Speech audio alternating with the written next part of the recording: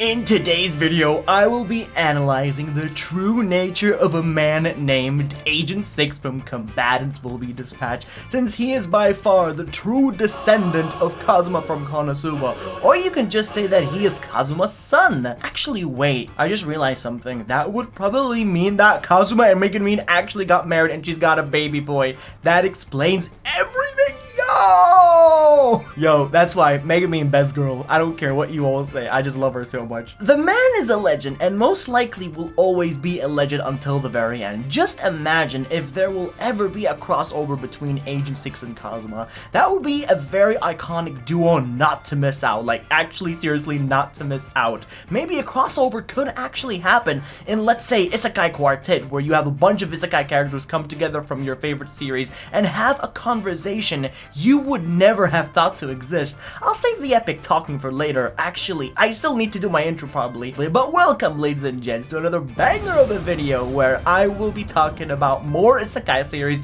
and this time more of a newer Isekai series. You guys know exactly what I'm talking about. Since you are here, why not like, comment, and subscribe? As you know, I'd highly appreciate you doing so, as it tells me that you are enjoying my content thoroughly, and it makes me happy too. It makes us both happy, you know, a good situation between us. The anime follows Agent 6, who is a member of the Kasaragi Corporation that is an underground criminal group turned evil mega corporation hell-bent on world domination. God, I really hope that made sense, but that is literally what the synopsis is all about.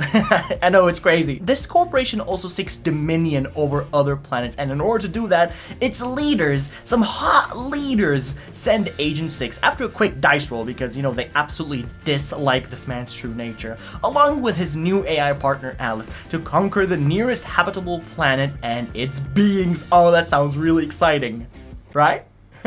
If you guys don't know, Combatants Will Be Dispatched is the next big hit from the creator of Konosuba, shifting to a more crazier comedic series of a guy who likes to assault people sexually for evil points. Using the evil points, he can do some pretty cool stuff, like summon a car or something, or a shotgun or whatever. Like, just imagine the things that he can literally summon by using his epic AI named Alice. So, Agent 6 is a more cooler version of Kazuma. However, we can get one thing straight, and that makes them both uniquely different from one another. Kazuma believes in gender equality, while Agent 6 is like a predator to the ladies. Now, the series itself primarily consists of fan service, which honestly I don't mind at all. Agent 6 has a crazier personality, but most of the time, and is surrounded by girls, you know, for a harem to pretty much provide us with the fan service many of us seek. Most people call this show an abomination, and to be honest, I don't blame them, but saying such illogical things like, "Bro, this main character is super shallow, why is he even a thing?" Well, all I have to say is that how dare you, and I mean how dare you, pick on a cultured being like Agent 6. Don't you dare pick on my boy 6. But if you're someone who is cultured, then you would understand his true intentions and what he wants to achieve in his life. He is a character who is not afraid to let his lust leak out of himself, as this is what his requirements are in order to get evil points. Which is by being a very evil person, by doing evil things. Let's get one thing straight, that Agent 6 will never be as good as his old man Kazuma, since a man who believes in gender equality would always be a more better choice for many people. I mean, right? I mean, even Kazuma uses his steal ability for other things, like being a pantsu thief, but Agent 6 can go way overboard sometimes, and if you like the overboard stuff, then Agent 6 might be the go-to person for you. Yeah. Seriously, I sometimes like overboard stuff, so to be honest, I kind of like them both, so I don't really care. Actually, just by watching Combatants Will Be Dispatched, you can clearly see the many great references from Konosuba, such as the part where Agent 6 tried casting explosion like Megumin, but most of the characters' personalities and what they do on the field. You got Alice, the android lolly, similar to Megumin, but she's an android, and of course, it means only one thing: she's legal! Woohoo! Though to be honest, I don't see myself having naughty thoughts on Alice. I mean, just look at that face. It's an angel that needs to be protected. Oh, and speaking of angel, she also carries a shotgun, and combine that together, what does it make? It makes an angel with a shotgun. But for copyright reasons and purposes, I would have added that song, but I actually can't. But I can't stop myself from singing the actual song. Why? Why?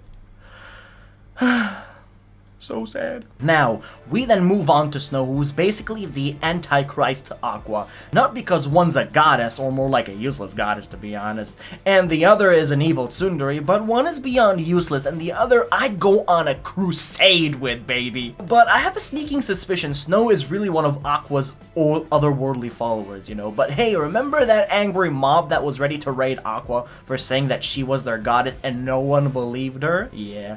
But, now hear me out for a sec. Snow loves her sword the same way Aqua loves alcohol, right? So often even sleeping with it like a body pillow the same way I do with my Rias Gremry pillow. He's right here in the corner, by the way. Hey Rias, I love you! And then we have Grim, who's the alternative version of Darkness, but more of a crippled one. So sorry for the crippled people out there. A useless babe in battle as she likes to sleep. Grim has no weapons but sits on a damn wheelchair all the time and has a body as frail as glass, bones, and paper. But at the very least, she does have her ultimate redeeming factor, that she's a priestess. That is correct, but unlike using the outdated mana system, she basically chances any spell cast backfiring on her, like possibly making herself a cripper because she wanted a couple to never be able to wear footwear again. So yes, she is plain useless and sometimes a pain in the ass to deal with. Let's not actually mention that she died a few times and got resurrected for whatever reason, and wait. Never mind, I actually just mentioned it, even though I said I wouldn't, but hey, what the heck. And Rose is just Rose. In all honesty, she represents nothing in Konosuba but a hungry little lolly dragon who just wants to eat yummy food. That's it. That's about all there is to her, really.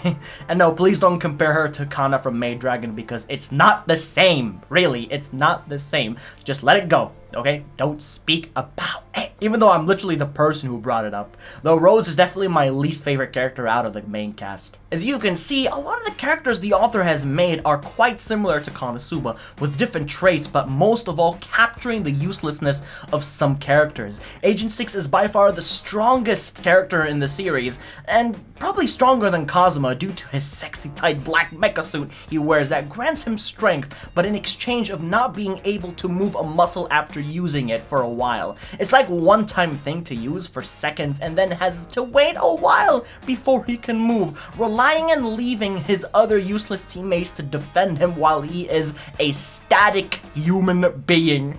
To be honest, all in all, Natsume, who is the author of Konosuba, has a great sense of humor. I'm not gonna lie, I really support Natsume's work. Awesome author, which comes across quite well during the episodes of Combatants Will Be Dispatched, as the characters act and react exactly how a typical character in Konosuba does. Jokes-wise, the series has a lot of OP jokes to it, and a bunch of crazy shenanigans that happen in the series.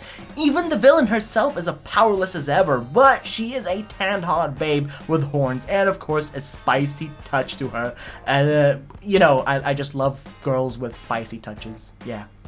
Especially tan babes, just like Nagatoro-sama. Forget about what I just said.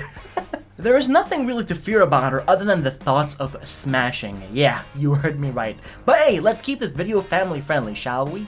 Wait, is this series even family friendly with the Dick Festival jokes and shit? No, I seriously apologize. I apologize for being like this, but I should just, you know, end the video right here before I go wild with my thoughts. Anyways, ladies and gentlemen, this is the end of the video for now, at least because there is more coming and it's going to be bigger than ever, lots of huge projects. But seriously, as a huge fan of Konosuba, I really like the anime. It's different than Konosuba, but manages to have some similarities and references that I always find amusing to see, which I'm really happy about. So, thank you all for tuning in to today's video, and please don't forget to smash like, subscribe, and comment down below what are your thoughts about Combatants Will Be Dispatched. As always, I'd love to hear your thoughts, really. But anyways, I'll catch you all in the next video. Bye!